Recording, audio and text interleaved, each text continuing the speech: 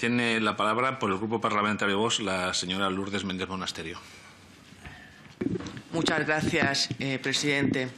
Bienvenido a esta comisión, señor Bolaños. Yo empezaré con una cuestión, señor Bolaños, que consideramos una cuestión de Estado y que nadie hasta ahora ha dicho en esta comisión, que son los graves problemas de nuestro campo.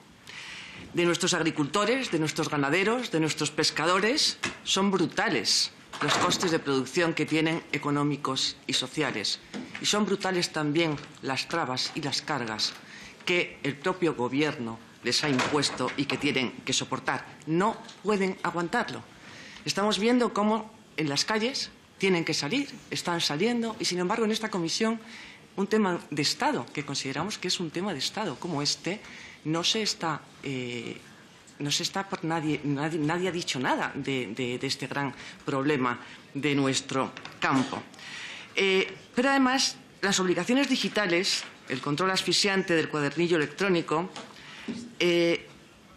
no es poco problema para un agricultor, pero además también están propiciando la competencia desleal de los productos que vienen de otros países y además también sin ningún control sanitario. Hasta 1000 alertas sanitarias ha habido en el último año, entre ellas la del pimiento con cadmio de Marruecos. Pues bien, mientras a Marruecos se le financia con inversiones en regadío y desaladoras, la mitad de nuestros agricultores están arruinados. Están sufriendo sus leyes del cambio climático y de desarrollo sostenible. Y usted en otras comparecencias en esta misma comisión ha hablado de esas leyes. Y usted tampoco ha hablado de esto cuando en otras comparecencias en esta misma comisión constitucional usted ha hablado de que lo importante son los temas del comer. Y cuál más importante que el tema de nuestro campo para realizar esa afirmación que usted decía de los temas del comer. Pues bien, la Agenda 2030 y el Pacto Verde que han votado el Partido Popular y el PSOE en Europa son los que están destrozando a nuestros agricultores y lo que se están haciendo es una verdadera reconversión en contra del sistema de nuestra agricultura. La primera pregunta que le hago, por tanto, es ¿qué tienen previsto hacer para solucionar los problemas que les han creado a todos los trabajadores del sector primario? Porque las medidas anunciadas por el ministro Planas no palían el grave daño que la Agenda 2030 y el Pacto Verde está originando. Le recuerdo también, señor Bolaños, el daño tan grande de la ausencia de un plan hidrológico nacional que, por cierto, derogó Zapatero por mandato expreso de Esquerra Republicana. Y ese plan habría evitado a lo largo de 20 años, entre otras cosas, los efectos de la sequía en todo el Levante, en Murcia, de la que soy diputada, pero también en Cataluña, donde están también sufriendo los graves daños de la sequía. Esos son los daños de haber llegado a acuerdos con partidos como Esquerra Republicana, que en ningún caso lo que persiguen es el bien de todos los españoles. Pues bien, Zapatero pactó con Esquerra y con ETA de la misma manera que lo hacen ustedes ahora con Bildu, con Esquerra y con los demás partidos independentistas, y no precisamente para el bien de todos los españoles. Van en el mismo barco, acabo de oír. Bien, él, también como usted hace, hablaba de las bondades de los pactos, de la finalidad de procurar la convivencia y de que todo esto se trata de un tema meramente político. Los delitos cometidos, tipificados en el Código Penal, señor Bolaños, no son delitos meramente políticos. Pero es que además si hablamos de la amnistía, con quien pacta, de la cual usted no ha hablado y es un tema que afecta a nuestra Constitución, si hablamos de la amnistía, con quien pacta es con prófugos de la justicia y con delincuentes para atacar nuestro Estado de Derecho y aprueba leyes en contra de la Constitución. Y esto, señor Bolaños, en ningún caso puede favorecer la convivencia.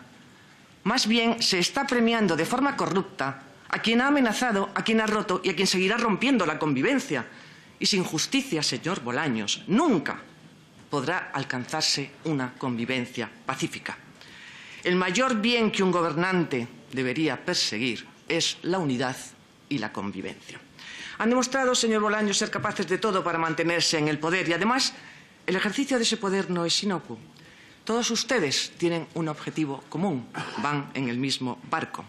El poder lo compran de forma corrupta para obtener los votos de los enemigos de nuestra patria. Y digo de los enemigos de nuestra patria. Pero ese poder lo utilizan conjuntamente para realizar un cambio del orden social, una subversión de los valores en los que se asienta nuestra Constitución, en definitiva, una destrucción de la unidad de España y una destrucción de nuestra patria. Y digo, señor Bolaños, enemigos, porque usted ayer se reía por haber utilizado este concepto de enemigos de España. ¿Cómo le vamos a llamar enemigos de España a quien quiere romper nuestro Estado de Derecho, a quien quiere romper la Constitución, a quien ataca nuestra Constitución, a quien ataca nuestra patria y además a quien insulta de manera impune a nuestros jueces cuando están cumpliendo nuestro Estado y aplicando nuestro Estado de Derecho? Señor Bolaños, por eso nuestro grupo parlamentario defiende que estos partidos han de ser ilegalizados. En ningún país de Europa se consiente que se insulte a los jueces de esta manera y que además se esté atacando a lo que es la base y el fundamento de nuestro Estado de Derecho y de nuestra Constitución. Es realmente inaudito. No sé si hoy habrán insultado o no a los jueces. En algún momento he oído Franco o alguna cosa de estas. Pero claro, yo no sé catalán. Me gustaría saberlo, porque nuestro país es muy rico en las diferentes lenguas. A mí me gustaría saber todas las lenguas de los diferentes sitios, pero no las sé, no las sé. Y estoy en un Parlamento nacional y existe una lengua oficial de la nación. Por lo tanto, yo no me voy a poner el pinganillo para oír lo que se dice en este Parlamento. Yo no me voy a poner el pinganillo porque no sé catalán y no sé vasco. Y por lo tanto, yo no voy a entender, pero es que tampoco creo que los españoles entiendan que en la base de la soberanía nacional, en un Congreso nacional, no se esté hablando en la lengua oficial de nuestra nación. Pues bien, la ley de amnistía no es más que un nuevo paso en este proceso. Y este es el drama de nuestra querida España. Porque le pregunto, ¿usted puede asegurar que la amnistía termina con toda la negociación o es tan solo una fase del proceso? ¿Los presupuestos estarán sometidos a las nuevas exigencias cediendo el 100% de los tributos? ¿Entrarán en juego el próximo objetivo del referéndum? Porque, en el fondo, es una actitud sumisa en este camino de servidumbre. Hemos oído ahora mismo, porque no ha hablado en vasco la señora de Bildu y la ha entendido cómo hablaba y cómo le mandaba mensajes de ese avance territorial, de esa transferencia que todavía no se ha producido. Estamos en ese proceso y ustedes están en un proceso también de metamorfosis en los cuales se han unido con toda la izquierda radical, separatista e independentista de nuestro país. Ese es el drama de nuestra España. Le pregunto, ¿usted entiende que las personas que se van a beneficiar de la amnistía tienen la consideración de presos políticos? Le animo a que lea una resolución de la Asamblea Parlamentaria del año 2012, a la que se remite la Comisión de Venecia en relación a la ley de amnistía en Georgia sobre la definición de preso político. Y le puedo asegurar que en el caso de Puigdemont y de sus secuaces no cumple ninguno de los requisitos para ser calificado como tal. También le pregunto, ¿piensan derogar el artículo 43 bis de la Ley de Enjuiciamiento Civil, como está queriendo Puigdemont que hagan? ¿Usted cree que puede hacer manifestaciones como ministro de Justicia diciendo que no hubo terrorismo? ¿Con qué finalidad lo hace? ¿Para atentar contra la independencia judicial? ¿Para presionar a los jueces? No creo que como ministro de Justicia usted debiera hacer eso. Serán los fiscales los que deban calificar si existe o no ese delito y serán los jueces los que deberán sentenciar si ha existido o no ha existido esos hechos constitutivos o no de ese delito. Además de colonizar todas las instituciones, está atentando contra la independencia judicial. En tercer lugar, señor ministro, le preguntaré sobre la reforma de la Constitución del artículo 49 en orden a la modificación del término disminuido por personas con discapacidad. Es realmente contradictorio cómo han hecho ustedes esta reforma, después de haberle oído al inicio de su intervención, que en lo que estoy absolutamente de acuerdo, que la Constitución se ha de modificar y los grandes acuerdos han de ser por medio del diálogo. Estamos absolutamente de acuerdo, pero a nuestro grupo parlamentario no se le llamó en ningún momento para hablar y para haber podido redactar de una manera un poquito más oportuna ese artículo 49 de la Constitución, que en la práctica, señor Bolaños, no ayuda en nada a las personas con discapacidad. Mis preguntas son las siguientes. ¿Puede usted contestar si el término disminuido, aun siendo necesario modificarlo en nuestra Constitución, estamos absolutamente de acuerdo, pero ¿puede usted contestar se ha sido ampliamente superado en la legislación interna y no existe dicha denominación en ninguna de las múltiples normas que se han aprobado desde la reforma de la Constitución, desde hace 20 años que se viene en las normas internas eliminando este término. ¿Me puede decir qué beneficios, desde el punto de vista práctico, ha producido esta modificación para las personas con discapacidad? En segundo lugar, ¿usted puede decir si en la ley del aborto y en la aplicación de la ley de la eutanasia existe discriminación hacia las personas con discapacidad, máxime cuando no existe una ley de cuidados paliativos? No sé lo que usted contestará, pero el CERMI sí que ha dicho que existe una discriminación en la legislación sobre la ley del aborto y tuvo que intervenir también en la ley de la eutanasia. Por lo tanto, si existe esa discriminación en leyes vigentes como estas, sabiendo que el artículo 49 se comporta como un principio rector, le pregunto, ¿por qué no han incluido en esa modificación el acabar con esa discriminación real y efectiva en la legislación española contra las personas con discapacidad? Porque en esa modificación también, señor Bolaños, no se ampara a los grandes discapacitados. Ha desaparecido el término apoyo o asistencia a aquellos que en ningún caso podrían conseguir su autonomía. Sí que se dice que se ha de procurar la autonomía, por supuesto que estamos de acuerdo. Y nos parece además una política absolutamente determinante y positiva. Pero es que no se dice nada de aquellas personas que en ningún caso pueden conseguir esa autonomía, por mucho que se les ayude. Es un error enorme.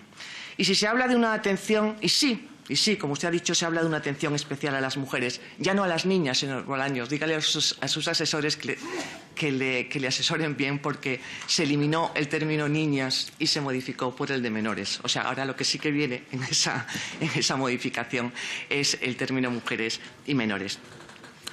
Bien, han incluido en la modificación la ideología de género, un trato desigual en virtud del sexo y no del grado de discapacidad. Sí que se podría admitir una discriminación positiva en orden al grado de discapacidad. Han utilizado a las personas con discapacidad para introducir su perversa ideología de género.